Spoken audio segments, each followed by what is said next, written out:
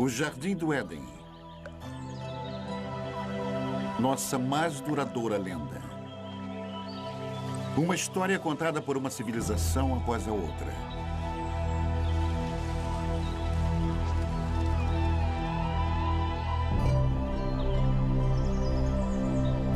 Uma história de sedução. A ira de Deus. Um paraíso perdido.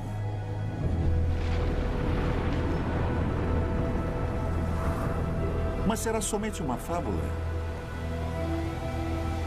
Existem provas de que as grandes histórias da Bíblia tenham sido verdade? De fato, existiu um lugar como o Éden?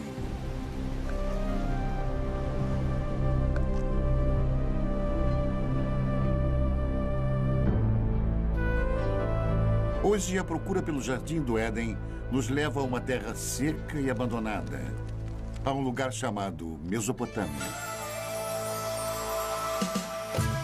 Mesopotâmia. Retorno ao Éden.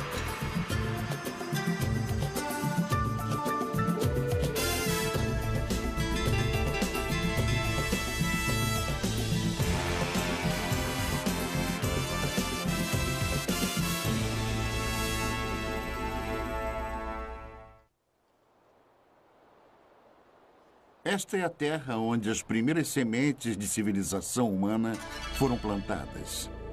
E foi aqui que 3 das maiores civilizações do mundo antigo surgiram: Babilônia, Assíria e Suméria.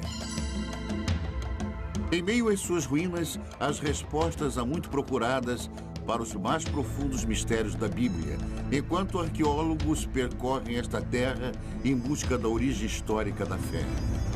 Nossa busca pelo Éden é uma viagem de volta ao passado. Primeiro até a Babilônia, a última dessas civilizações. Depois, mais distante no passado, até os assírios, os primeiros mestres da arte da guerra.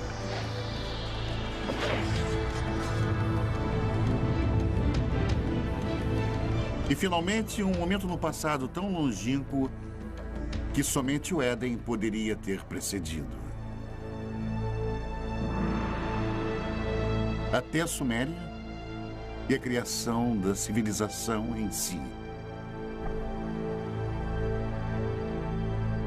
O grande arco da crescente fértil. Ao longo de mais de 6.000 anos, esta rica terra, situada entre os rios Tigres e Eufrates, deu início às primeiras grandes civilizações. Os gregos a chamam de Mesopotâmia.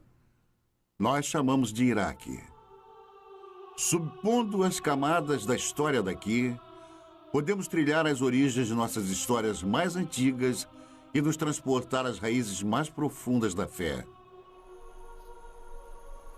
Nossa jornada começa na margem oeste da Mesopotâmia, em Israel. Uma descoberta casual em 1947 voltaria a atenção do mundo para a arqueologia e para a Bíblia. 2 pastores beduínos estão conduzindo seu rebanho de cabras pelos rochedos de Qumran, alguns quilômetros a leste de Jerusalém. No calho do deserto, eles notaram uma pequena caverna oculta num declive rochoso curioso. Um começa a subir. Não é raro encontrar artefatos antigos e valiosos nestes penhascos.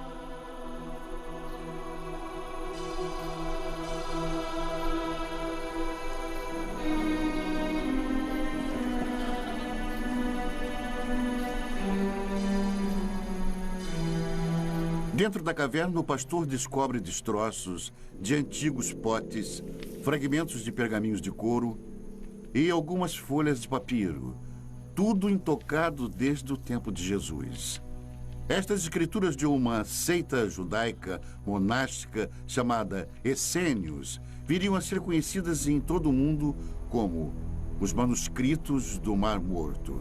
Nas cavernas ao redor, centenas de papiros antigos seriam eventualmente descobertos. Uma delas provou ser a primeira versão do Antigo Testamento, incluindo os 5 primeiros livros fundamentais conhecidos pelos judeus como Torá.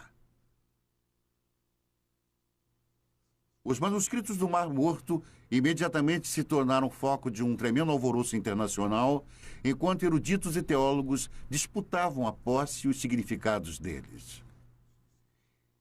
E a sensação foi importante. Isto foi descrito como um dos achados arqueológicos mais importantes. E são muito valiosos para os judeus, porque eram judaicos. Eles vêm de um período fundamental na história judaica. E muito valiosos para os cristãos, porque são contemporâneos de João Batista, Jesus e por aí vai.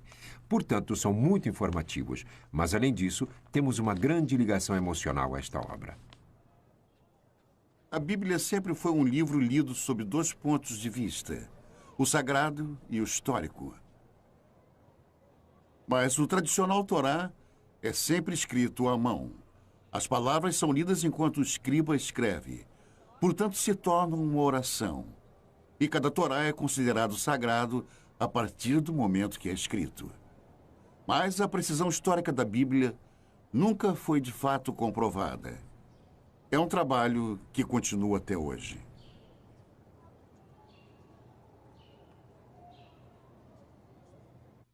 Alguns dos livros da Bíblia são excelentes livros de história. Aliás, os primeiros livros históricos que existem, e muito preciosos, pois temos comparado com outras fontes, e eles mostraram ser muito preciosos. Por isso são tão importantes.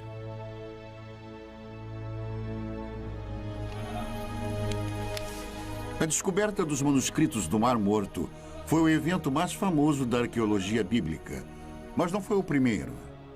A ânsia por explorar a história bíblica tem uma tradição respeitável. É uma procura que começou na Terra Santa, mas levaria à Mesopotâmia.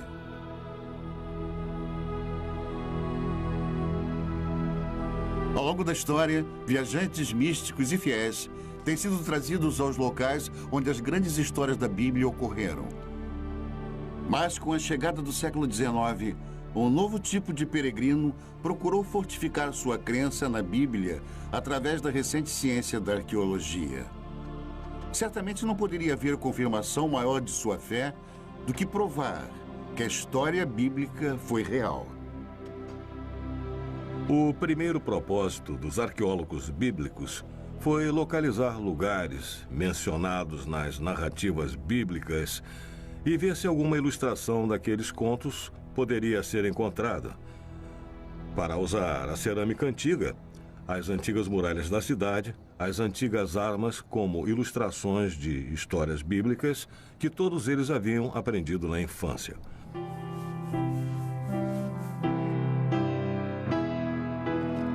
O prestígio de cada nação europeia na Terra Santa era medido pelos tipos de descobertas bíblicas que eram encontradas. E uma das mais intensas batalhas diplomáticas e políticas que ocorreu na história da arqueologia bíblica foi a descoberta da famosa pedra moabita. Em 1868, na terra de Moab, beduínos da tribo Boni Ramada tropeçaram numa misteriosa tabuleta de pedra enterrada no deserto. Os nativos não eram alheios às antiguidades da área, nem ao seu valor para os europeus. O primeiro ocidental a saber sobre a curiosa pedra negra foi o reverendo Frederick Augustus Klein. Ele imediatamente partiu para a terra deserta, cheia de bandidos, acompanhado somente por alguns guias beduínos. Klein era um missionário, não um arqueólogo. Logo que olhou para o peculiar entalhe de basalto, ele sentiu uma súbita animação, suspeitando que a tabuleta negra pudesse confirmar suas crenças mais profundas. Ele examinou a pedra e fez um molde simples da inscrição. Era numa língua que Klein desconhecia. De volta a Jerusalém, ele procurou ajuda para decifrar a pedra. Quando a notícia do achado começou a se espalhar, as ruas e bazares fervilhavam com os rumores de uma nova descoberta. A inscrição na pedra provou ser o relato do rei Moabe sobre uma batalha também descrita na Bíblia. Pela primeira vez, ali estava uma confirmação escrita, gravada na pedra, de uma história da Bíblia. Duas fontes de um mesmo evento. Para os fiéis, aquela era a prova que estavam procurando. Uma evidência concreta da precisão histórica da Bíblia. Muitos quiseram comparar a pedra, mas os beduínos tinham motivos para desconfiar. No passado haviam sido trapaceados, até mesmo roubados, por caçadores europeus de tesouro. Supondo que algo tão estimado pelos europeus devesse conter ouro, eles jogaram a pedra no fogo na esperança de quebrá-la. Quando o fogo esquentava a pedra, eles derramavam água sobre ela e repetiram isso várias vezes, até que finalmente ela explodiu. Eles não encontraram ouro algum e a pedra estava destruída.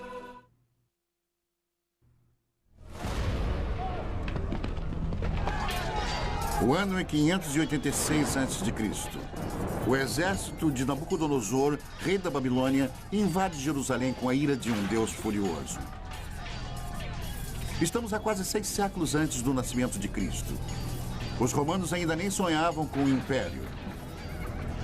É um capítulo negro na história dos judeus, enquanto a impetuosa estrela da Babilônia nasce. A Bíblia descreve o ataque babilônico. Cortou em pedaços todos os utensílios de ouro que fizera Salomão para o templo do Senhor. Todos os príncipes, todos os homens valentes, todos os artífices e ferreiros, ao todo de 10.000. Ele os levou cativos de Jerusalém à Babilônia. Os israelitas cruzaram mais de 800 quilômetros de deserto, seguindo antigas rotas de comércio pelas atuais Jordânia, Síria e Iraque até a Babilônia. Em Salmos 137, os israelitas lamentam: às margens dos rios da Babilônia, nós nos assentávamos e chorávamos, lembrando-nos de Sião. Como, porém, haveríamos de entoar o canto do Senhor em terra estranha? Fracos e exaustos, os israelitas chegaram à Babilônia, amedrontados com tamanha grandiosidade. Arrancados da modesta cidade de Jerusalém, eles contemplavam a majestosa capital do mundo antigo.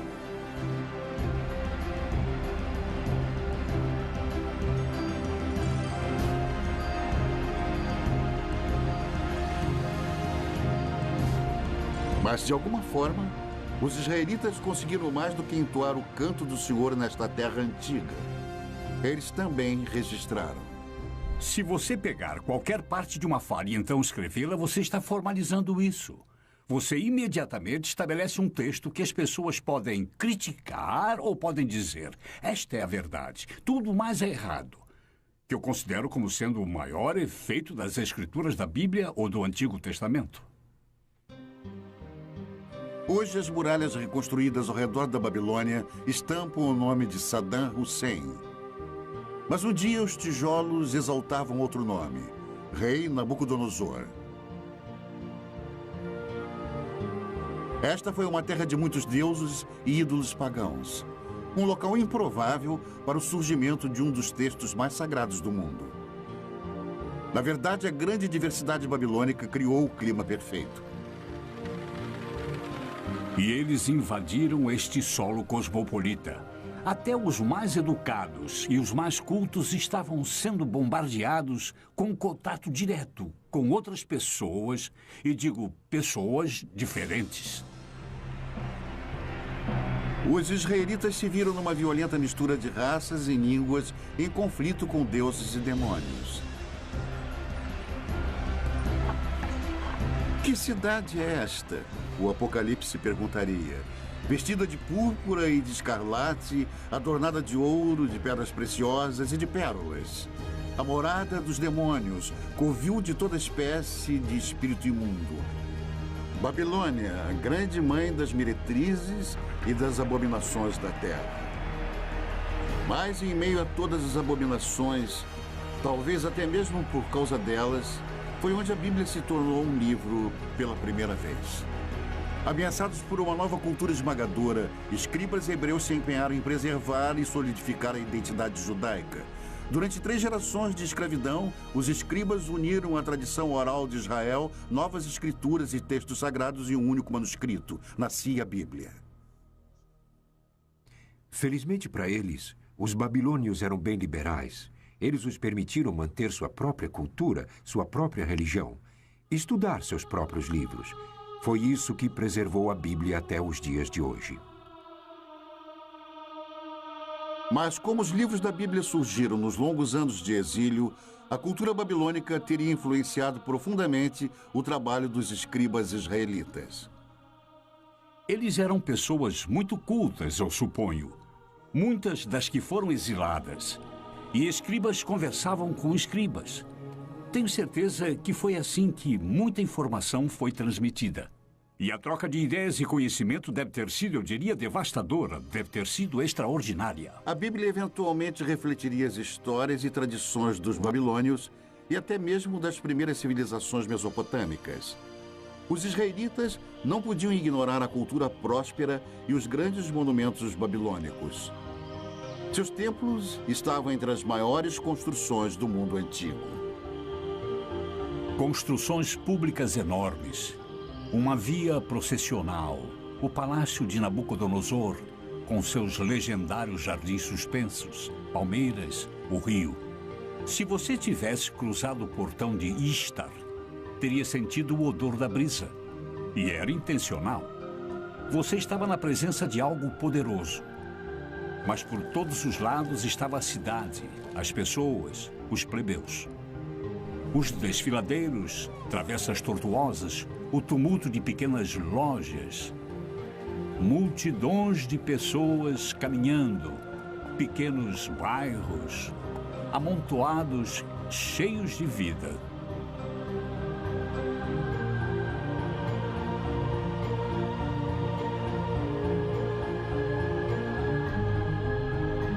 E foi aqui, a Bíblia nos conta, que um dos monumentos mais extraordinários da antiguidade subia até o céu.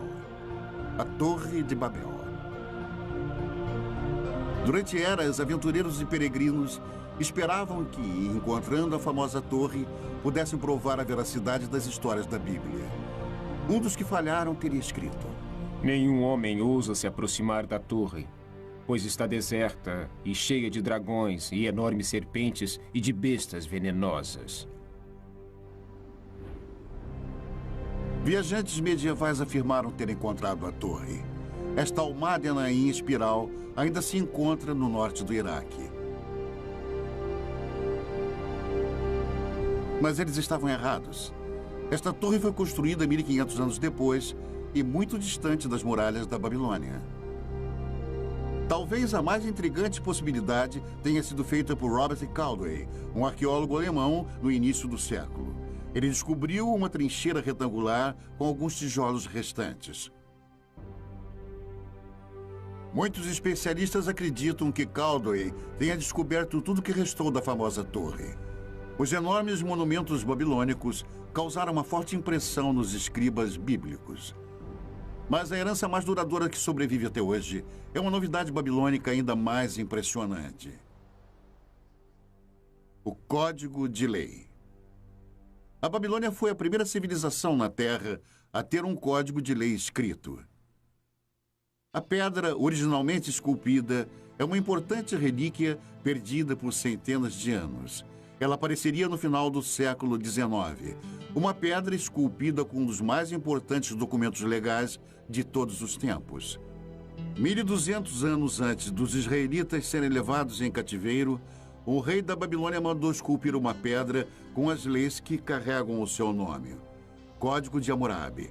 Estas escrituras podem ser tidas como precursoras do Código de Lei em Êxodo, Levítico e Deuteronômio. Nas sociedades em que o conhecimento e a lei são transmitidos e compartilhados oralmente, o precedente é muito importante. Quando foram escritos, as pessoas que o fizeram tinham imenso poder.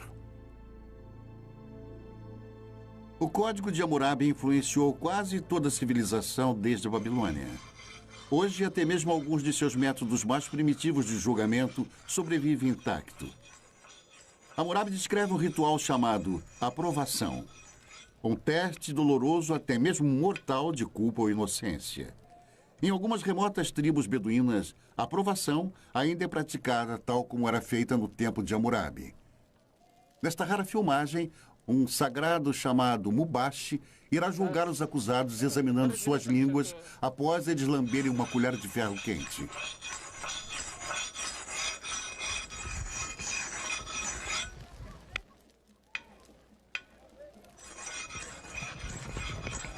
Estes homens foram acusados de roubo. Eles devem se submeter à aprovação ou serem considerados culpados por omissão. Os membros da família assistem ansiosos enquanto os jovens rapazes se preparam para o ritual doloroso.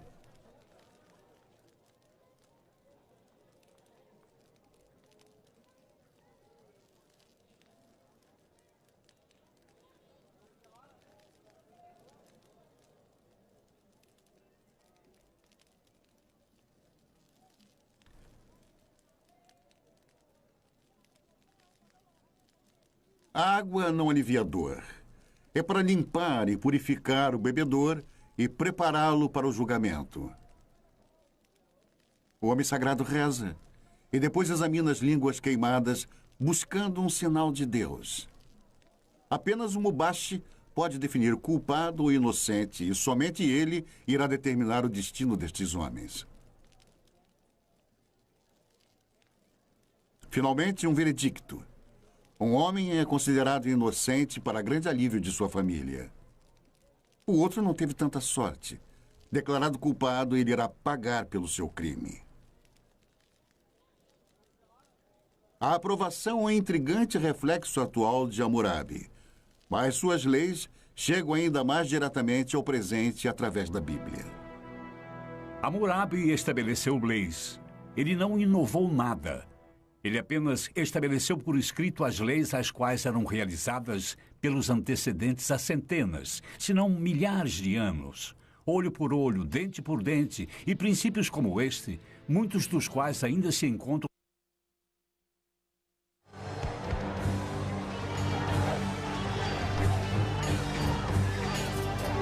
O mais mortal de todos os exércitos mesopotâmicos a viver no Antigo Mundo foram os assírios.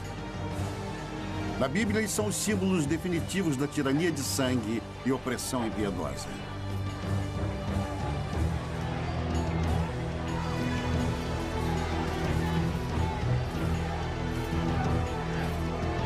Cem anos antes de Nabucodonosor levar os israelitas em cativeiro para a Babilônia, a Bíblia nos conta que o rei assírio Senaqueribe atacou as terras dos israelitas. No segundo livro dos reis, a Bíblia diz: já tens ouvido o que fizeram os reis da Síria a todas as terras, como as destruíram totalmente.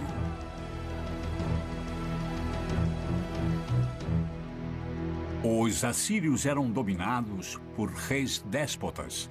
Eles acreditavam no poder absoluto. E poder absoluto significa controle.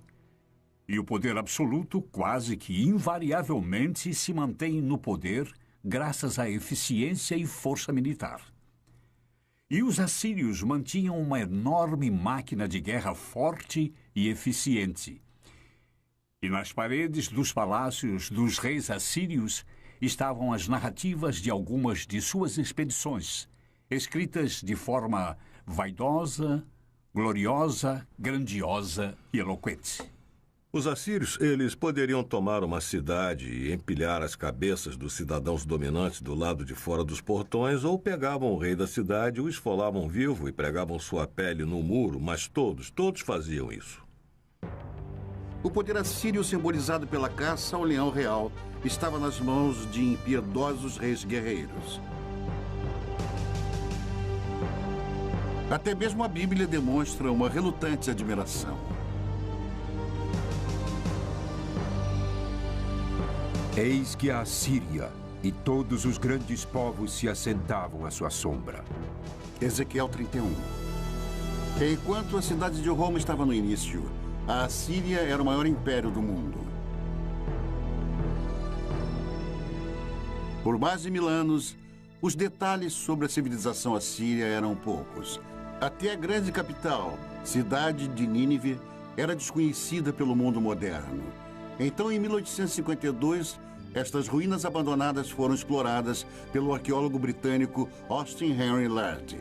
O que Lerdy encontrou aqui no norte do Iraque foi nada menos do que a morada real de Nínive. Um tesouro intacto da civilização assíria.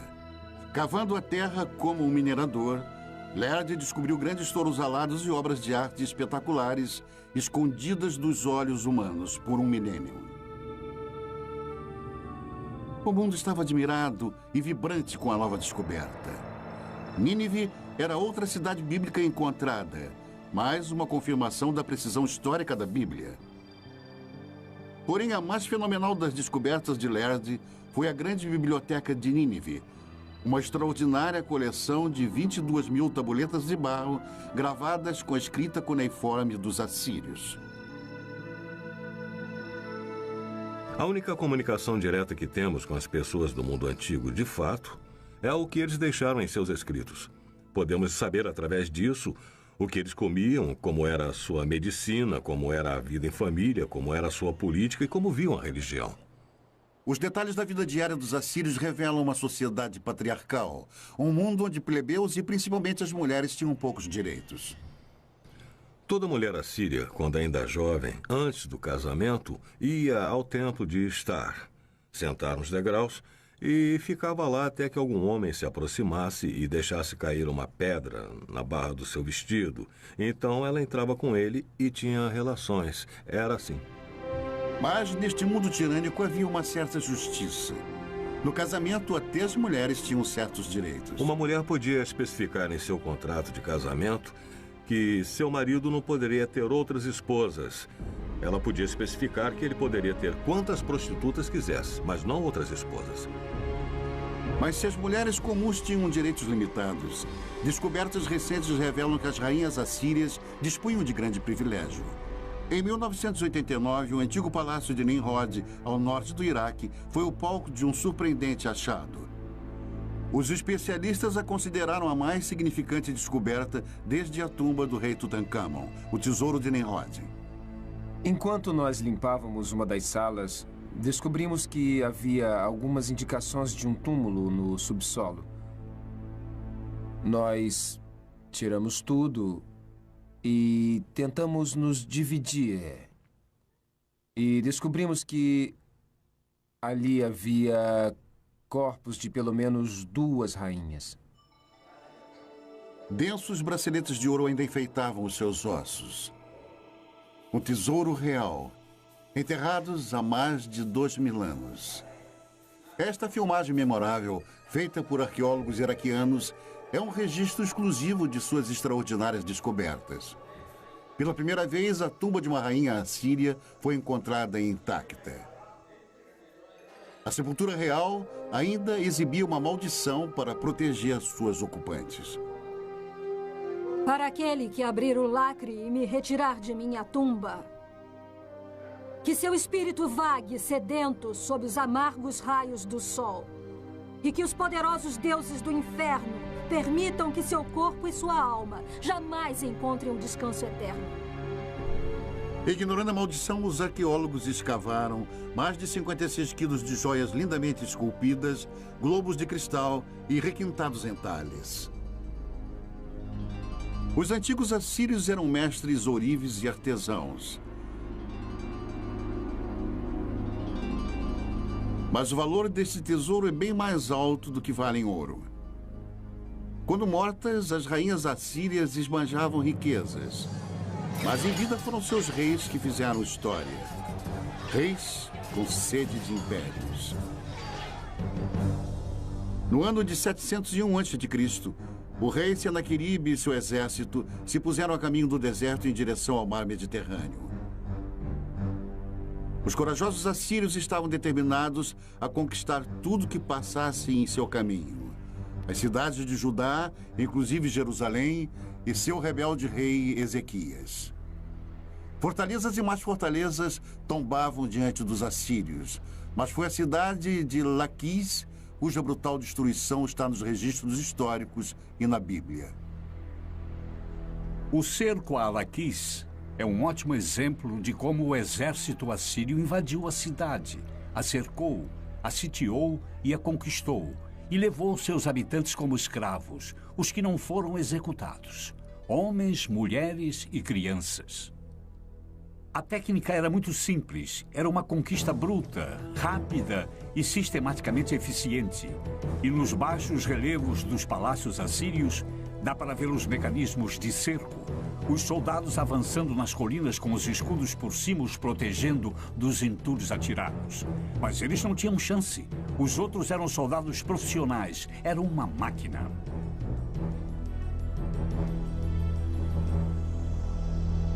Da cidade capital de Jerusalém, o rei Ezequias sabia que um ataque assírio era inevitável.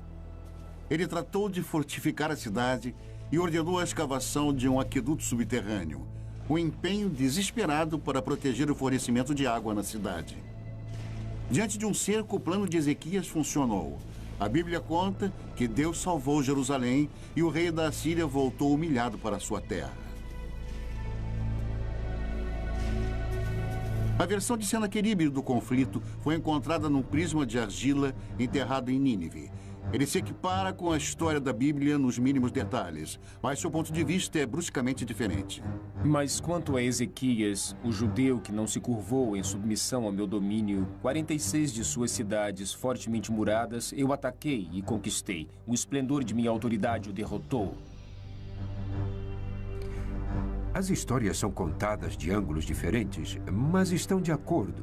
Se você tiver que contar sobre o que aconteceu hoje, e se tiver que contar, contaremos histórias diferentes. Temos a história de Senaqueribe invadindo este país. Cada uma conta basicamente sobre o mesmo evento histórico, completamente sem contradições. Sem contradições, exceto uma. O resultado na versão de Senaqueribe, Ezequias está confinado em Jerusalém como um pássaro na gaiola. Mas, segundo a Bíblia, os exércitos assírios estão contidos nas muralhas de Jerusalém. Este talvez seja o primeiro exemplo de manipulação de informações. O Deus dos israelitas dá a última palavra. Eu vou destruir os assírios em minha terra, a Bíblia diz. E assim disse o Senhor que os assírios serão derrotados. Muito antes, o Onipotente tinha desperdiçado uma civilização inteira. Não há uma única menção do nome deles na Bíblia, mas eles foram chamados Sumérios e contaram a história de uma grande inundação.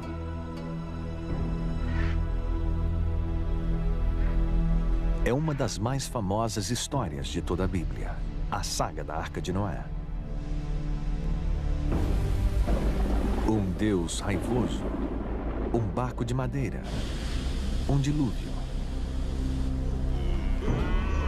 É a história de Noé e sua família fugindo para a arca com cada espécie de animal e sobrevivendo ao castigo da inundação, enquanto o resto da humanidade é destruída. É uma história primitiva, mexendo com nossas esperanças e medos mais profundos. Uma história encontrada na Bíblia, mas também em outro texto antigo, um texto descoberto nas ruínas dos Sumérios. No começo deste século, um grupo de blocos mesopotâmicos foram traduzidos. Eles revelaram a primeira lenda conhecida de uma enchente cataclísmica. O primeiro épico escrito do mundo é a história do mítico rei Gilgamesh. A história dele sobre uma grande enchente precede a da Bíblia por pelo menos 2000 anos. Por 7 dias e 7 noites, uma enchente tinha invadido a terra e o barco gigante foi lançado pelas tempestades. O barco navega até uma montanha. Ele solta os pássaros, que é a história que tem uma semelhança com a enchente bíblica. É uma história maravilhosa. Mais de 5.000 anos atrás, a história do grande dilúvio foi contada primeiro aqui, nas cidades antigas da Suméria, Uruk, Eridu e Ur. Na Suméria, encontramos o início de quase tudo que nos fez civilizados. Eles inventaram a roda, o governo e a jardinagem.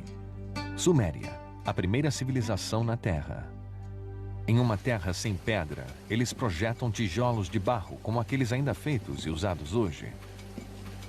E daqueles simples blocos de construção, eles levantaram os primeiros grandes monumentos, chamados zigurats, construindo templos que invadem dezenas de metros pelo ar. Os sumérios inventaram 1 minuto de 60 segundos e até mesmo o adolescente problemático. Onde você foi? Não fui em lugar nenhum. Se você não foi a lugar nenhum, por que fica perdendo tempo? Vá para a escola. Fique na frente do seu professor. Narre a sua lição de casa, escreva o seu trabalho. Você me entendeu? Sabemos sobre os sumérios, o que fizeram em suas vidas diárias, graças à mais impressionante invenção deles, a escrita. Nós conhecemos a mais antiga lenda deles e seus segredos mais íntimos, porque alguém escreveu. Foi algo que ninguém havia feito antes. É uma janela, mas uma janela que é composta de várias partes, algumas das quais podemos ver e algumas não. Nós necessitamos de muito mais do que temos. Então, o que temos é espetacular. Em alguns casos, nós também temos que ter em mente que há parte das vidas das pessoas que nunca vemos e que nunca veremos porque há pessoas cuja escrita não foi levada em conta. 5.000 anos atrás, alguém escreveu sua história na argila, nos dando uma ideia de um mundo no seu primeiro relance de civilização. Como um povo, os sumérios eram de certa maneira muito autênticos. Eles se preocupavam sobre conhecer outras pessoas e beber cerveja e coisas assim. E há várias coleções de poemas que relatam as preparações de uma mulher para o seu amante e como ela se veste e espera pelo seu amante. O centro desta civilização era a cidade perdida de Ur, onde se imaginava ser o lugar de nascimento de Abraão, o primeiro dos patriarcas bíblicos.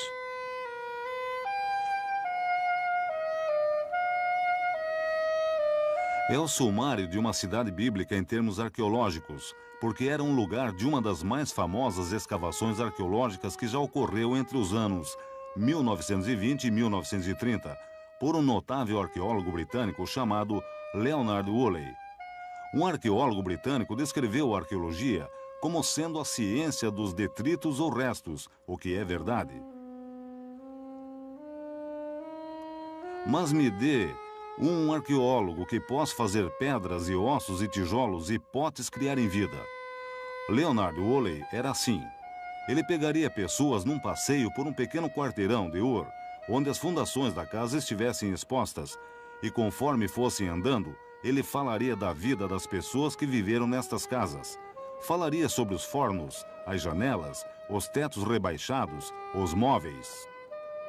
E Ur, nas mãos de Woolley, ganhava vida. Woolley cavou este enorme buraco. Ele ia através da cidade e se tornava cada vez menor. E então havia esta inútil camada de lodo.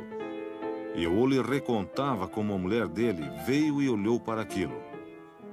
E ela era uma senhora simples. Olhou para aquilo e disse: "Oh, aquilo é enchente." E luzes se acenderam.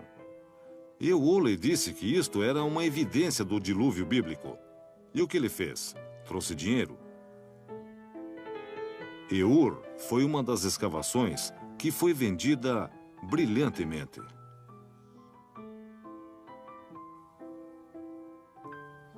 Especulações sobre o dilúvio bíblico causaram uma sensação. Mesmo sem uma prova concreta, foi como se a ciência e a Bíblia tivessem se unido no desolado deserto do sul do Iraque. Woolley iria finalmente desenterrar um tesouro indiscutível. Uma descoberta que trouxe visões extraordinárias para esta primeira das civilizações, as tumbas reais de Ur. Cavando na lama grossa, Woolley descobriu 74 esqueletos arrumados cuidadosamente, todos enterrados ao mesmo tempo. O sepultamento contou a chocante história de uma jornada final de um rei para o além e daqueles que o acompanharam. E a partir disto, ele desenvolveu uma notável história de um funeral real. E a história dele foi algo assim. Primeiro eles cavaram este grande buraco com uma lâmpada de um lado. No buraco, levantaram um sepulcro com pedra na qual o corpo do personagem real foi colocado.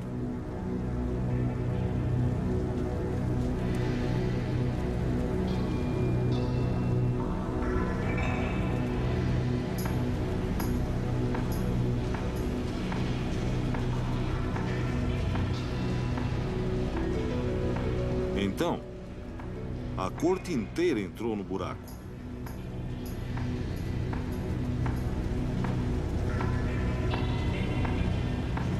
Todos se alinharam e ficaram lá com pequenos potes de argila em suas mãos. E então, no sinal, todos beberam veneno.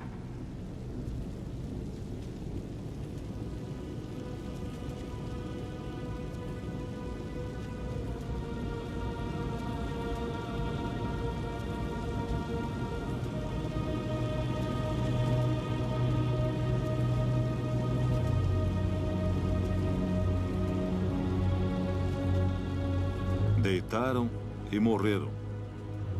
Então, o príncipe foi para o seu túmulo acompanhado por todos os seus seguidores.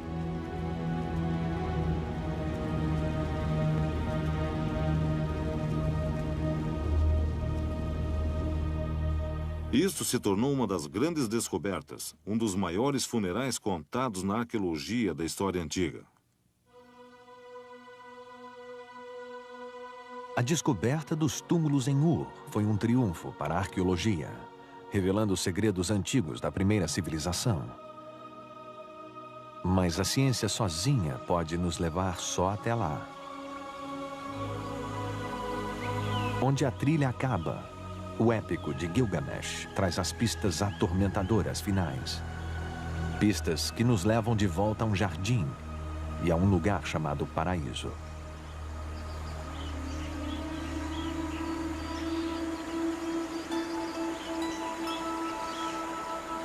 Ah, o Jardim de Éden. No começo, Deus criou o mundo. É uma história familiar. Você tem esse tipo de mito da criação em quase toda a sociedade na Terra. E um desejo constrangedor do povo de um mundo melhor. Jardins de Éden. Paraísos são os desejos de um povo de uma vida menos complicada ou mais fácil, ou uma recompensa por ter trabalhado tão duro.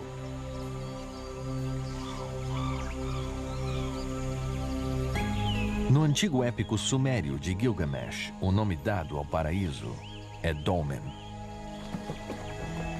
É um lugar além da habitação humana normal e como se apresenta no mito sumério da enchente, que é onde os sobreviventes da enchente foram morar.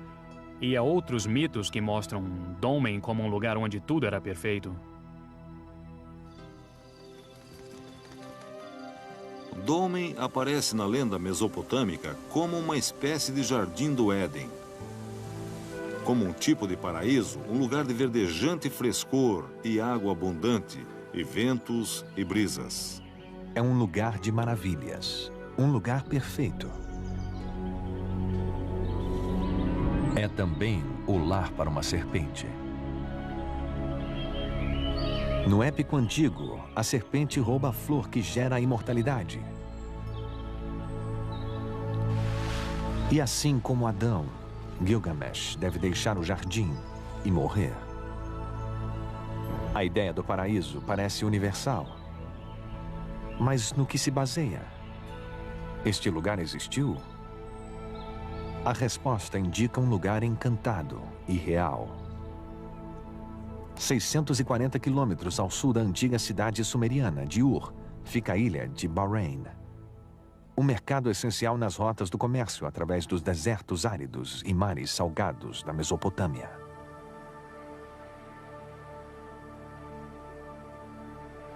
Hoje, Bahrein não é mais um paraíso, mas foi uma vez viçoso.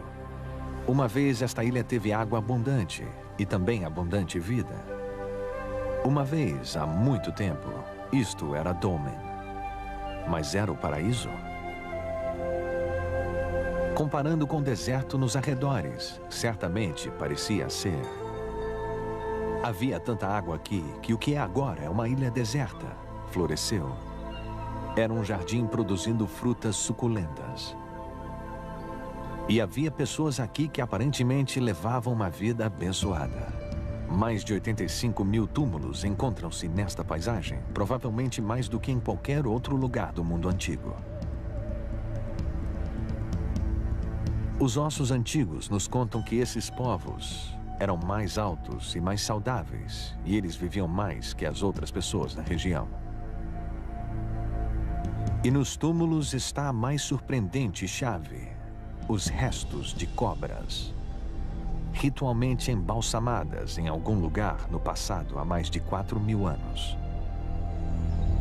Aqui em Bahrein, nós encontramos a serpente do mesmo jeito que a encontramos no épico de Gilgamesh e do mesmo jeito que a encontramos na Bíblia. Nossa jornada de volta ao tempo cruzou as terras onde os babilonianos, os assírios e os sumérios antigos uma vez estiveram. É possível se arriscar ainda mais para a terra que oculta as pegadas de Adão?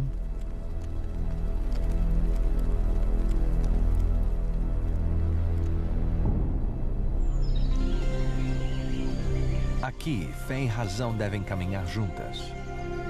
Nós agora sabemos que houve uma ilha paradisíaca na Mesopotâmia. É nossa escolha acreditar que era o paraíso.